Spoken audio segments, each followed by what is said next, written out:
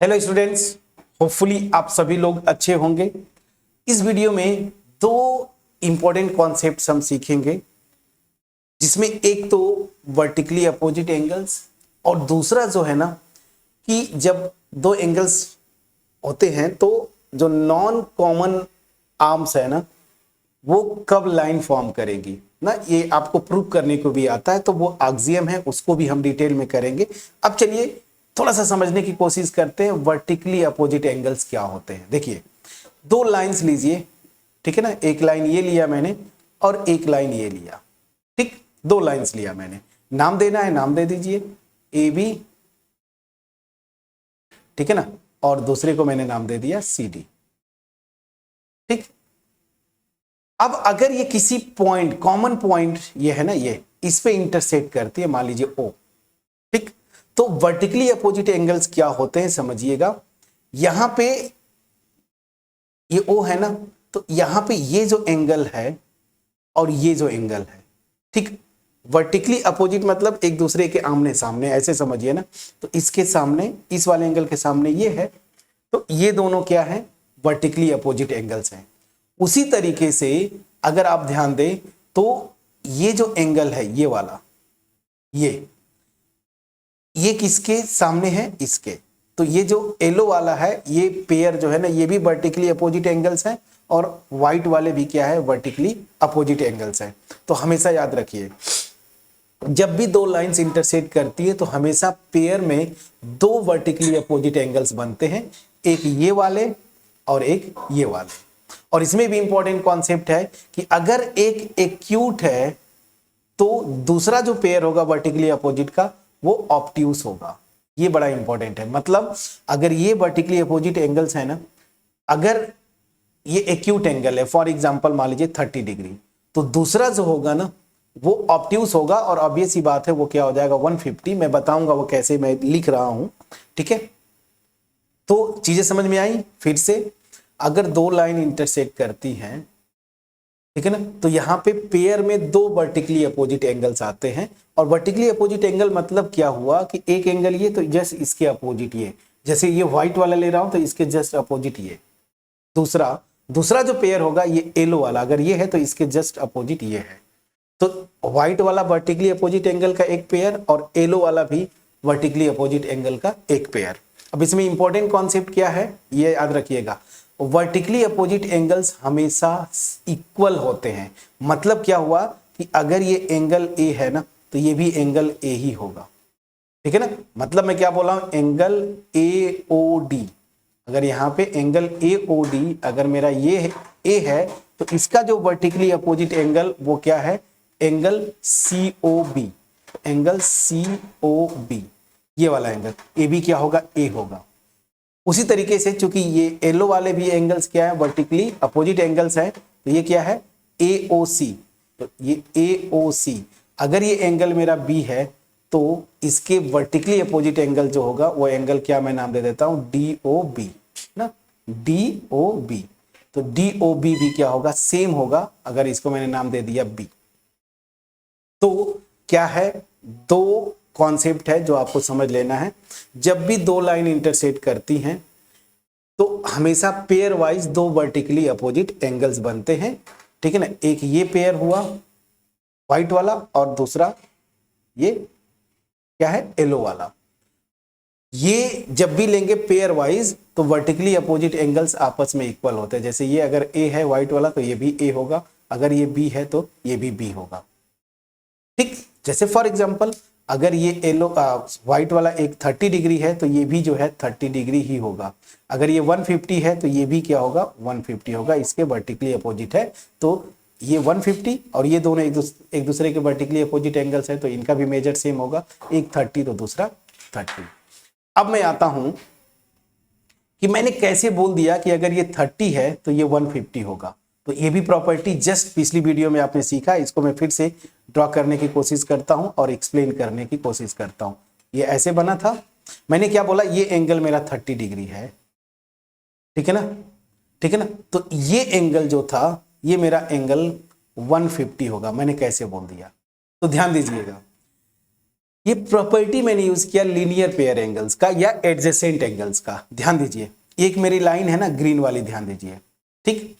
यहां पे ये मेरी जो है ना कॉमन आर्म बन फॉर्म हो रहा है, कॉमन आर्म, और यहां पे ध्यान दीजिए इस जो एंगल 30 लिखा हूं उसका ये वाला जो पोर्शन है मतलब नॉन कॉमन आर्म, और ये दूसरा वाला जो एंगल है ये non common arm line form करे, मतलब ये एंगल और ये एंगल, ये दोनों क्या हो गए, लीनियर पेयर एंगल्स हो गए। तो इनका सम जो होगा 180 होगा। अब अगर ये एक 30 मैंने ले लिया, ठीक है ना, तो ये एंगल मेरा क्या होगा, जिसको मैंने यहाँ पे बी लिखा था, तो इन दोनों का सम कितना आना चाहिए, 180। तो बी की वैल्यू क्या हो जाएगी, 180 माइनस 30 कितना हो जाएगा, 150। वही तो मैंने लिखा था 150। मैं समझा पाया कि नहीं। तो लीनियर पेयर जो एंगल्स होते हैं उस प्रॉपर्टी से अगर एक 30 है तो दूसरा क्या होगा, 150। वही मैं आपको बता रहा था कि अगर एक एक्यूट है 30 तो ये ऑफकोर्स 180 माइनस ये आएगा तो ये ऑब्ट्यूस एंगल होगा। समझ में आ गया। अगर ये एक्यूट होता तो ये वाला ऑब्ट्यूस होगा। मैं समझा पाया कि नहीं। तो ये कॉन्सेप्ट था वर्टिकली अपोजिट एंगल का, जो कि मैंने डिटेल में आपको बताया। इसका डेफिनेशन भी मैंने लिखा है, इसको आप चाहे तो नोट्स के पॉइंट ऑफ व्यू से आप लिख लीजिए। जो मैंने एक्सप्लेन किया वही चीजें हैं।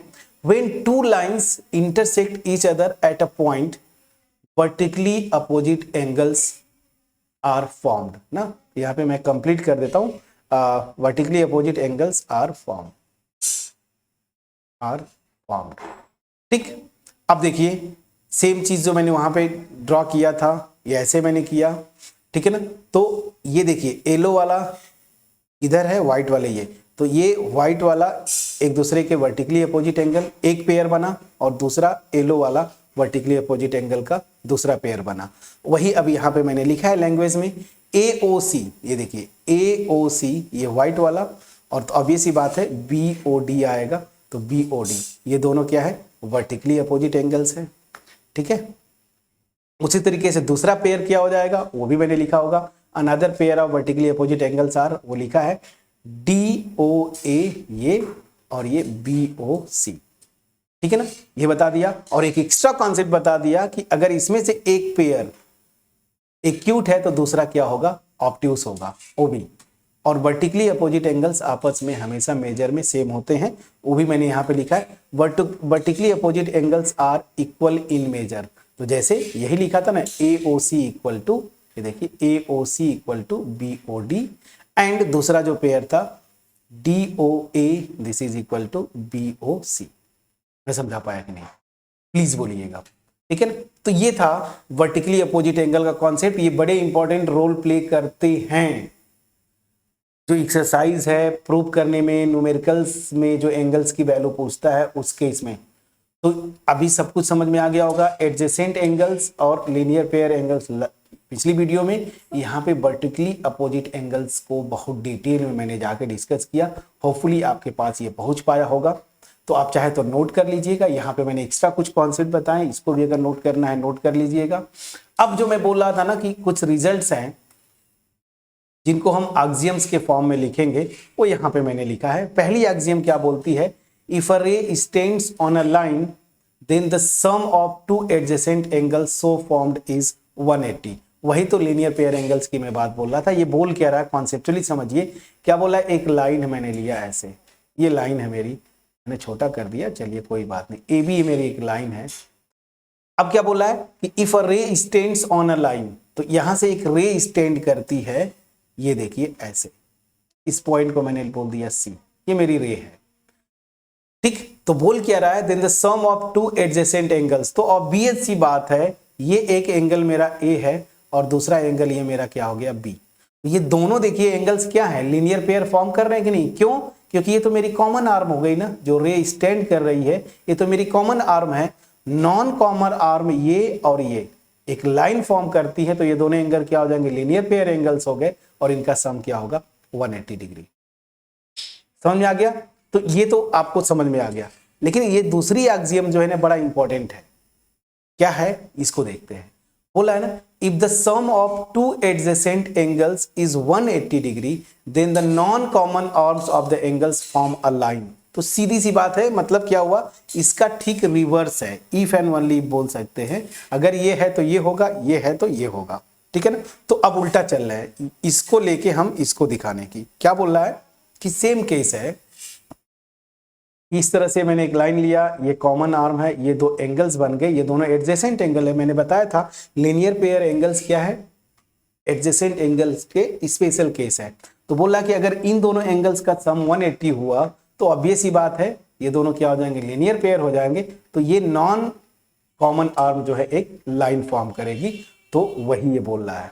ये दोनों थ्योरम्स को मिला के क्या बोलते हैं, अबव टू ऑक्सियम्स, थ्योरम नहीं axioms together is called the linear pair axiom. तो कभी अगर एग्जाम में आपसे पूछ दे कि लीनियर पेयर ऑक्सियम बताइए, तो लीनियर पेयर ऑक्सियम ये दोनों ऑक्सियम्स को एक साथ लिखेंगे, ऑक्सियम 1 एंड ऑक्सियम 2 कंबाइन, इन दोनों को हम क्या बोलते हैं, लीनियर पेयर ऑक्सियम्स। समझ में आया कि नहीं। तो इसका एप्लीकेशन क्या है, बेसिकली इस वाले का क्वेश्चन में कुछ फिगर ऐसे बना के एंगल्स दे देगा, बोलेगा कि दिखाओ कि ये जो लाइंस है ना, लाइन सेगमेंट बोल दीजिए, या ऐसे बोलिए ना कि ये जो आर्म्स है AC या CA और CB ये क्या करती है, एक लाइन फॉर्म करती है। तो आपको क्या दिखाना होगा कि यहां से अगर क्वेश्चन में दिया भी होगा, नहीं दिया है तो आप इस तरह से एक रे स्टैंड करिएगा इस पॉइंट से, और आप दिखा दीजिएगा कि A और B का सम जो है 180 डिग्री है। तो इस एक्सियम 2 से ये जो नॉन कॉमन आर्म्स बनेगी ना इन एंगल्स की, वो क्या हो जाएंगी, एक नॉन कॉमन आर्म्स मिलके एक लाइन फॉर्म करेगा। मैं समझा पाया कि नहीं। तो डिटेल में इस एक्सरसाइज के लिए ट्रस्ट करिए, 6.1 के लिए जितने कॉन्सेप्ट की जरूरत थी, कुछ तो जो शुरू की 1-2 वीडियोस कॉन्सेप्ट वाली थी वो आप पहले से जानते थे, कुछ नए जो थे यहाँ पे, जैसे यहाँ पे मैंने देखा क्या वर्टिकली अपोजिट एंगल्स का कॉन्सेप्ट में भी नया रहा होगा, और ये दो ऑक्सियम्स। अब इतने से आप पूरे क्वेश्चंस कर ले जाएंगे। तो क्या करेंगे, नेक्स्ट वीडियो में हम एक्सरसाइज 6.1 का पहला क्वेश्चन करेंगे। बट मैं आपसे रिक्वेस्ट करूंगा कि जब भी नेक्स्ट वीडियो पे आए, ये जो भी कॉन्सेप्ट मैंने लास्ट 3 या 4 वीडियोस में बनाया, इसको लेके ये पूरा कॉपी पे नोट डाउन कर लीजिए। मैंने जानबूझ के अलग अलग बनाया ना, कि एक साथ बनाएंगे तो आपको कंफ्यूजन भी होता है, बोरिंग भी लगता है। अब जैसे आपको कभी देखना हुआ कॉम्प्लीमेंट्री सप्लीमेंट्री एंगल्स, तो वो पर्टिकुलर वीडियो मैंने जो बनाई है उसमें केवल कॉम्प्लीमेंट्री और सप्लीमेंट्री एंगल्स, उसको ओपन किया, 5 मिनट में देख लिया, याद हो गया। फिर कभी आया कि एडजेसेंट एंगल्स और लीनियर पेयर एंगल्स, वो दोनों मैंने एक वीडियो बना दिया, उसको आप तुरंत देखे, समझ में आ गया।